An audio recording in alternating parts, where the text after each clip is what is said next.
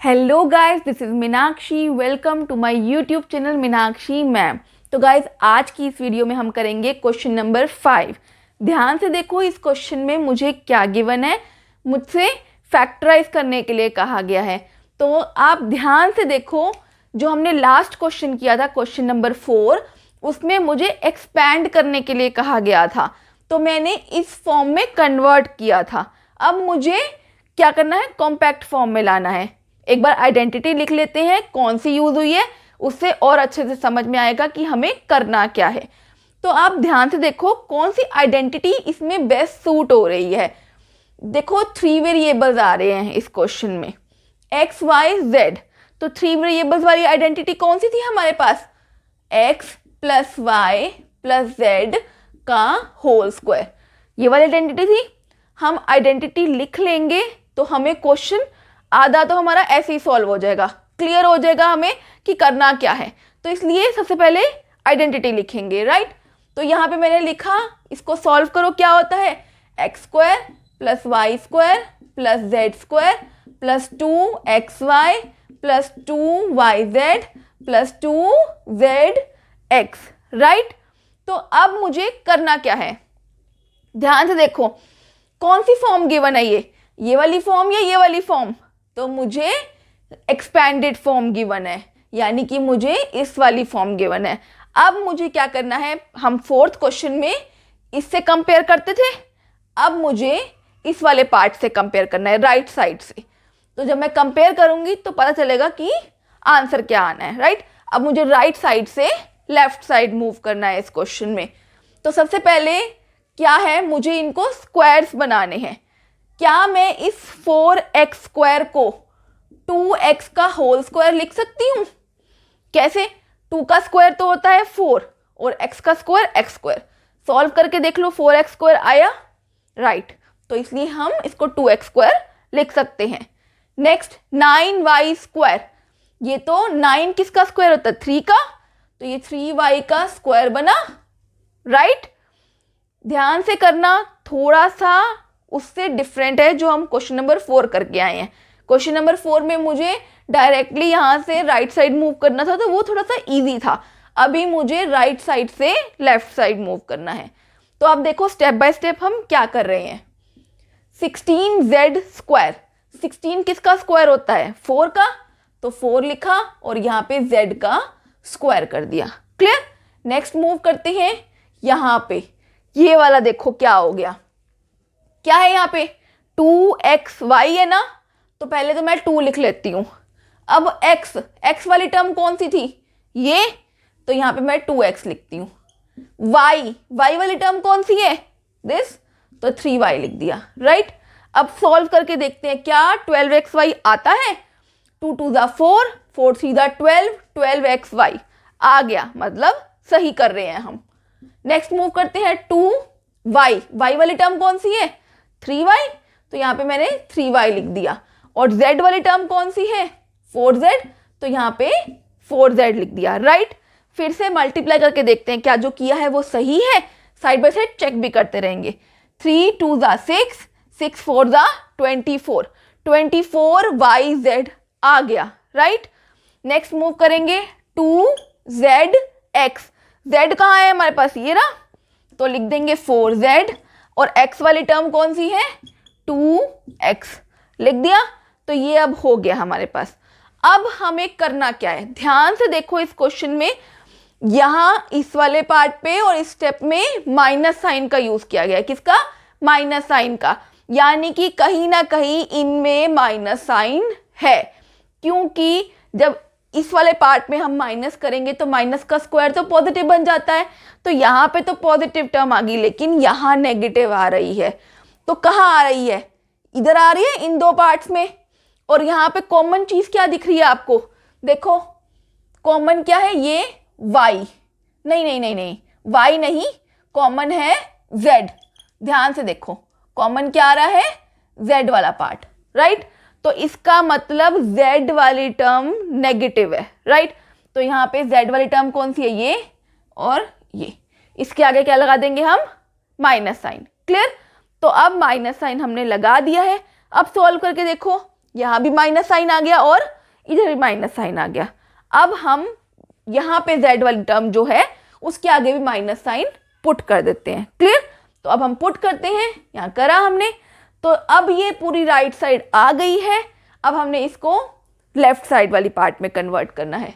तो क्या था x क्या है 2x, y क्या है 3y और z क्या है -4z। तो यहाँ -4z लिख दिया। राइट?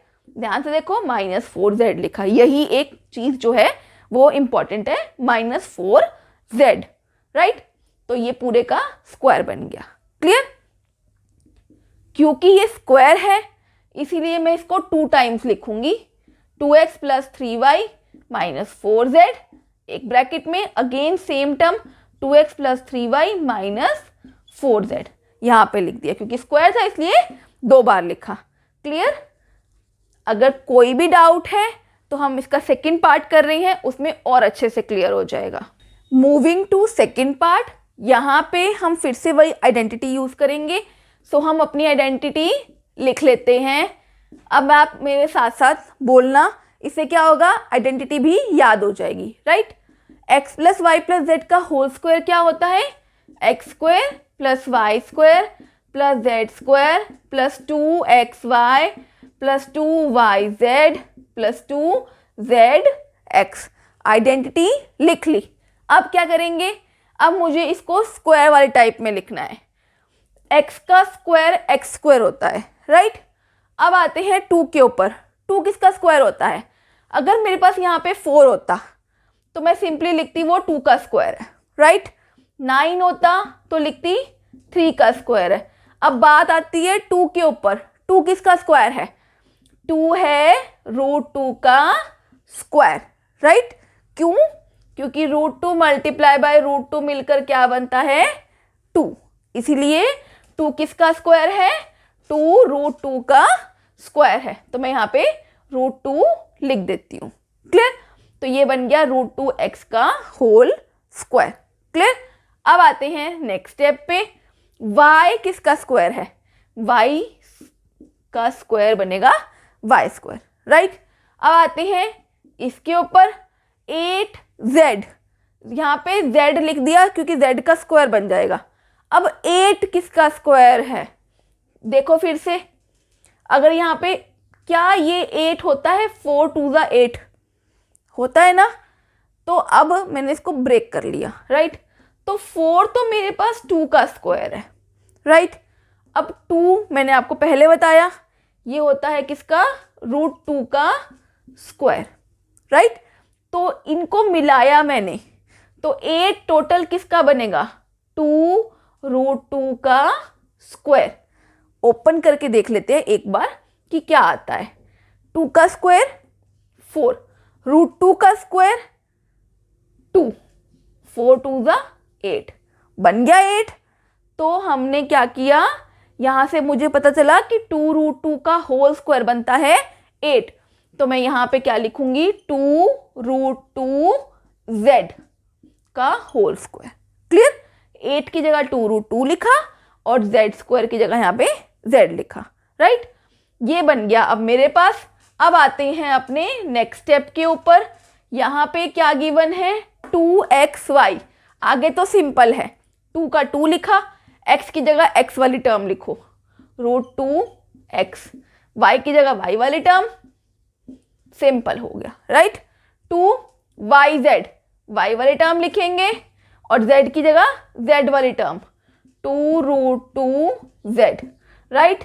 नेक्स्ट है 2zx, तो 2 लिखा, z वाली टर्म कहाँ है, ये रही, 2 √2z और x वाली टर्म √2x। ये हमने यहाँ पे सारा लिख लिया। क्लियर? अब एक और स्टेप इंपॉर्टेंट है, ध्यान से देखो माइनस साइन को। इस वाले स्टेप में यहाँ और यहाँ माइनस साइन आ रहा है। अब माइनस साइन आ रहा है तो कौन सा ऐसा वेरिएबल है जो कॉमन है? यहाँ पे देखो ये xy, ये xz, यानी कि x कॉमन है दोनों जगह, x दोनों जगह कॉमन है, यानी कि माइनस साइन किसके पास है, x वाले टर्म के पास। तो जहाँ जहाँ x वाली टर्म है, ये x वाली टर्म है, माइनस लगा दिया, राइट। नेक्स्ट ये माइनस लगा दिया यहाँ पे, और ये यहाँ पे माइनस साइन लगा दिया, यानी कि जहाँ जहाँ x वाली टर्म है वहाँ वहाँ माइनस साइन पुट कर दिया है, राइट। अब क्या करते हैं, x plus y plus z का होल स्क्वायर है, तो x क्या है मेरे पास, -√2x। y क्या है मेरे पास, y ही है, और z क्या है यहाँ पे, 2√2z। तो ये पूरा इसका होल स्क्वायर, यानी कि अब एक्सपेंडेड से कॉम्पैक्ट फॉर्म में ले आए, राइट।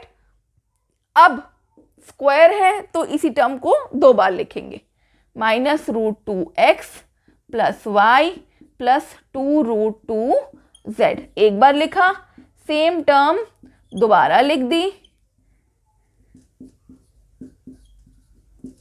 z।